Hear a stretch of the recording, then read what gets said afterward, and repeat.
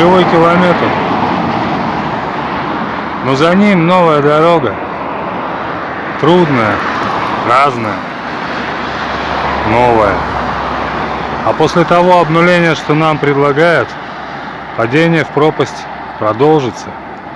Но недолго. Дно уже близко. Мы падаем в лифте. Кабина лифта лакирована. Зеркало есть. В принципе, уютная. Пора выходить из лифта.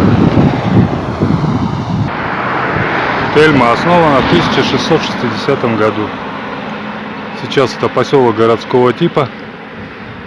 Здесь находится церковь, которая признана одной из красивейших в России. Находится под защитой ЮНЕСКО. Коли пашут, значит посеят. А если посеяли, значит будут жать. Будем жить.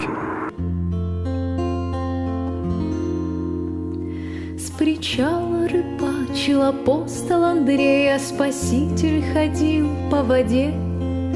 И Андрей доставал из воды пескарей, а Спаситель погибших людей. И Андрей закричал: я покину причал, если ты мне откроешь секрет. А Спаситель ответил: спокойно, Андрей, никакого секрета здесь нет. Видишь, там на горе возвышается крест, под ним десяток солдат. Повиси-ка на нем, а когда надоест, возвращайся назад. Гулять по воде, гулять по воде, гулять по воде со мной.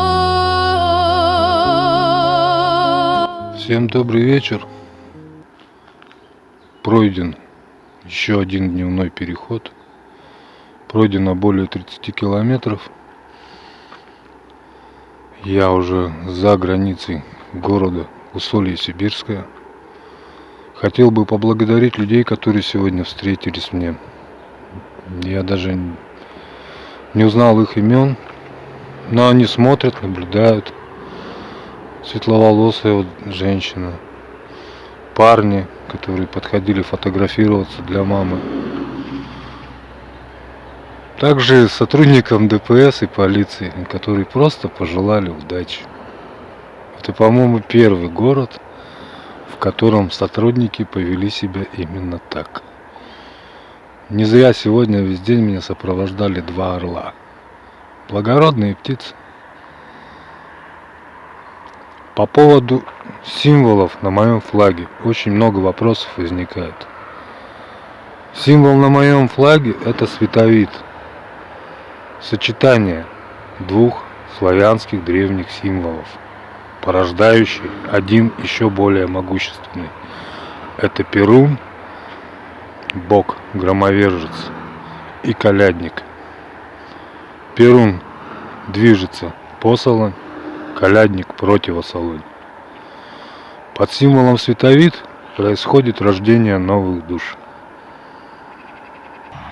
Люди часто спрашивают, сложно идти или трудно.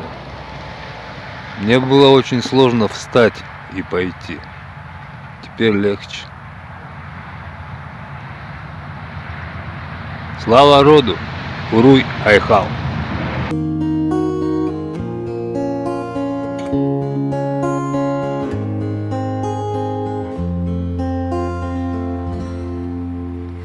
Но учитель на касках блистают рога, черный ворон кружит над крестом.